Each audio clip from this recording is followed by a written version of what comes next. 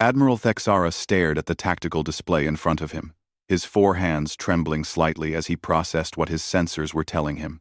The fleet he had brought to crush humanity once and for all represented the largest military force the galactic hegemony had ever assembled. 17 full battle groups, over 12,000 ships, carrying the firepower to reduce entire star systems to rubble. It wasn't enough. "Sir," his intelligence officer reported, voice tight with barely controlled panic. "We're detecting over 40,000 vessels in the Sol system. Energy signatures from..." "Sir, I'm reading technologies from at least 400 different species." Thexara closed his eyes and tried to center himself. This was supposed to be simple. Thexara closed him some sign. Thexara closed to be simple. The Hegemony High Command had been clear in their instructions. Make an example of humanity and their allies that would discourage any other species from challenging hegemony authority. The punishment for the humiliation at Earth would be total annihilation of human civilization and the destruction of any alien species that had aided them. Instead, he found himself facing what appeared to be half the galaxy's military might arrayed in defense of a single primitive species. "Open a channel to the human commander," he ordered. "Sir, we're receiving a transmission on all frequencies," his communications officer reported. "It's not from the humans. It's from... I'm not sure what to call them." The main screen flickered to life, revealing a being that seemed to be made of living light and geometric patterns. When it spoke, its words carried an authority that made Thexara's spine straighten involuntarily. "I am Truth Beyond, understanding of the Primarch Collective. You stand at the threshold of a new era, Admiral Thexara. The age of conquest and subjugation is ending. The age of cooperation and mutual growth begins now. This is hegemony space," Thexara replied, though his words sounded weak even to his own ears. "You have no authority here. Authority is not claimed, Admiral. It is earned through wisdom and compassion. The galactic hegemony has demonstrated neither in its interactions with humanity or countless other species over the centuries." Around the Primarch's image, the screen split to show dozens of other alien representatives. Thexara recognized some from intelligence briefing species that had supposedly been extinct for centuries, legendary civilizations that existed only in ancient texts, beings of such advanced technology that the hegemony had written them off as myths. "What do you want?" Thexara asked. "To offer you the same choice we offer all species at this crossroads," replied Admiral Chen, who appeared alongside the alien representatives. "Join us in building a galactic civilization based on cooperation and mutual respect, or continue down the path of conquest and find yourselves increasingly alone in the universe." Thexara felt rage building in his chest. The audacity of these primitives, offering terms to the galactic hegemony as if they were equals. The hegemony does not negotiate with rebels and terrorists. "Then you have chosen," said Truth Beyond Understanding, its form flickering with what might have been sadness. "So be it. So be it. What happened next would be studied by military strategists for generations to come, though none would ever fully understand how it was accomplished." The massive Allied fleet simply vanished from Thexara's sensors, as if 40,000 ships had suddenly ceased to exist. For a moment, he allowed himself to hope that some impossible technological failure had removed the threat. Then space around his fleet began to fold. "Sir," his sensor operator shouted, "they're everywhere. The entire fleet is surrounded." Thexara spun toward the viewports and felt his blood freeze. The Allied ships hadn't disappeared. They had somehow positioned themselves throughout his formation without triggering a single alarm. Massive vessels materialized between his battle groups, their weapons already powered and targeted. Smaller ships appeared alongside his escorts, close enough that their hulls were almost touching. But strangest of all, none of them were firing. "This is impossible," breathed his tactical officer. "Our shields should have detected them. Our sensors should have tracked their movement." "Admiral," came Admiral Chen's voice over the comm, "you now find yourself in the same position humanity faced 3 months ago. Outnumbered, outgunned, and facing annihilation. The difference is what happens next. Thexara found his voice. You're going to destroy us? We're going to give you a choice, Chen replied. The same choice you gave us, in fact. Surrender unconditionally, and your crews will be treated with dignity and respect.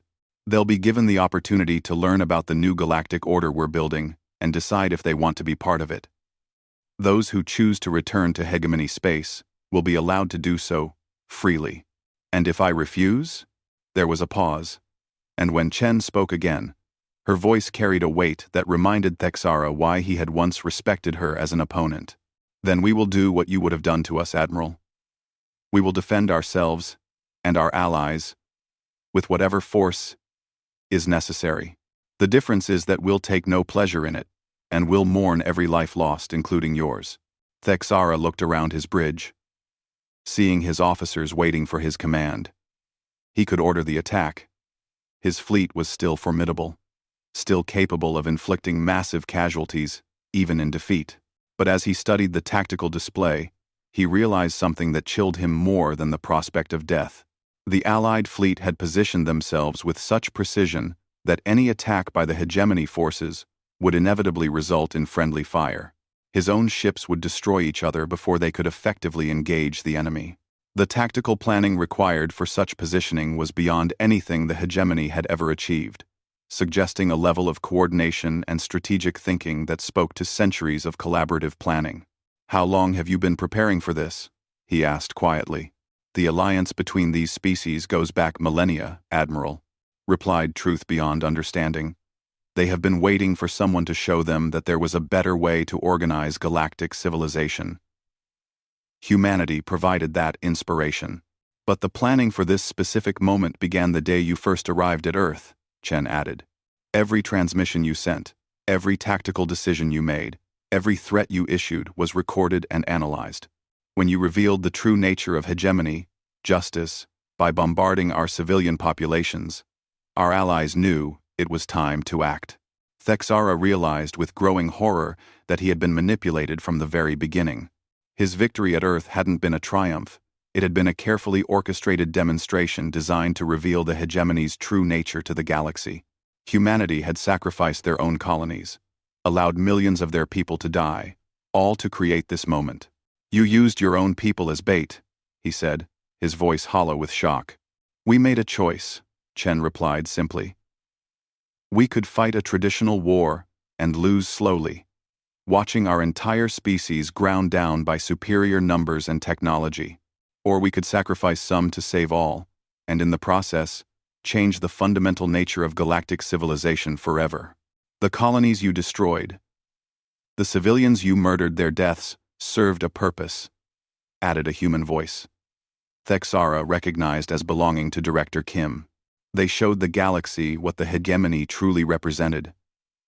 And their sacrifice has made it possible for billions of other beings to live free from the fear of conquest and subjugation. Around Thexara's fleet, the Allied ships began broadcasting on all frequencies. But instead of demands for surrender or threats of annihilation, they transmitted something unprecedented. Messages of welcome and invitation. Attention hegemony personnel, came a voice in perfect Calarian. You are not our enemies. You are fellow beings who have been trapped in a system that demands conquest and oppression. We invite you to learn about alternatives, to see that strength comes not from dominating others, but from lifting them up. To discover that cooperation produces far better results than coercion. Similar messages played in dozens of different languages, each tailored to the various species serving in the hegemony fleet. And to Thexara's amazement, his communications board lit up with response signals. Ship after ship was requesting permission to send delegations to the Allied vessels. Sir, his communications officer reported in a shaky voice, we're receiving surrender requests from 43% of the fleet. Thexara felt the last of his resolve crumble. This wasn't a military defeat, it was a complete transformation of everything he thought he knew about warfare, diplomacy, and galactic civilization. Signal fleet-wide surrender, he said quietly. Sir? His tactical officer asked in disbelief. You heard me. Signal surrender. All weapons to standby.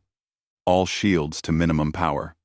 Well, as his fleet powered down their weapons, Thexara found himself thinking about the conversation he'd had with Admiral Chen months ago. She had spoken of justice, but he had dismissed it as the desperate words of a defeated enemy. Now he understood that she had been offering him something far more valuable than victory or defeat: the chance to be part of something better. Over the following days, Thexara found himself aboard the same ethereal vessel, where Captain Webb had been introduced to the new galactic order. The experience was overwhelming: beings of pure energy working alongside crystalline entities and geometric equations made manifest. Humans serving as translators and mediators, helping ancient enemies find common ground, facilitating understanding between radically different forms of consciousness. "This is what you fought for?" he asked Admiral Chen during one of their many conversations. "This is what we knew was possible," she replied. "Humanity has always been better at cooperation than conquest, Admiral. We just needed the right circumstances to prove it to ourselves and to the galaxy. The transformation of the galactic hegemony didn't happen overnight. It took months of negotiation, compromise, and careful planning. Some hegemony worlds chose to join the new cooperative government immediately. Others required extensive education about the benefits of voluntary association over forced compliance. A few isolated systems chose to maintain their old ways, becoming increasingly marginalized as trade and communication networks restructured themselves around the cooperative model. But the changes were undeniable. Technological advancement accelerated as species shared knowledge freely instead of hoarding it for military advantage. Trade flourished as cooperation replaced exploitation. Conflicts that had raged for generations were resolved through mediation and mutual understanding. And at the center of it all, humanity served as the bridge between worlds. Their unique ability to empathize with radically different forms of consciousness, to find common ground where none seemed to exist, made them invaluable as mediators and facilitators. 6 months after the confrontation at Sol, Thexara stood in the newly constructed Galactic Cooperative Council chambers, watching Admiral Chen deliver the opening address of the first truly representative galactic government in recorded history. "We gather not as conquerors and conquered," she said, her words being simultaneously translated into over 800 different languages and forms of communication, "but as partners in building a future worthy of our highest aspirations. The age of might making right is over. The age of cooperation and mutual growth has begun." As applause erupted from beings whose biology made traditional clapping impossible, energy, entities flickering in rhythm, crystalline forms resonating in harmonic frequencies, geometric equations pulsing with mathematical precision, Thexara reflected on how completely his understanding of the universe had changed. Humanity had been facing certain defeat, their species on the verge of extinction or slavery, but instead of accepting that fate, they had somehow transformed their darkest hour into the catalyst for galactic transformation. They had turned what should have been the end of their story into the beginning of everyone's story. In the years that followed, historians would struggle to explain how a primitive species facing annihilation had managed to reshape galactic civilization. Military analysts would study the tactical brilliance of using apparent weakness as strength, of sacrificing battles to win an unwinnable war. Philosophers would debate the ethics of sacrificing some to save all, and whether the ends could ever truly justify such means. But for Thexara, standing in those council chambers and watching beings from across the galaxy work together toward common goals, the explanation was simple. Humanity had shown the universe something it had forgotten was possible. That strength came not from the ability to destroy, but from the capacity to build. That true victory wasn't achieved through conquest, but through cooperation. That the greatest legends weren't written by those who dominated others, but by those who inspired others to be better than they thought possible. Humanity had faced defeat and turned it into legend, and in doing so, they had given the galaxy a gift that would echo through the ages. The knowledge that there was always a better way, if you had the courage to choose it. The war was over. The age of cooperation had begun, and humanity, the species that was supposed to have been erased from history, had instead become the authors of a new chapter in galactic civilization. One written not in the blood of the conquered, but in the hope of the united.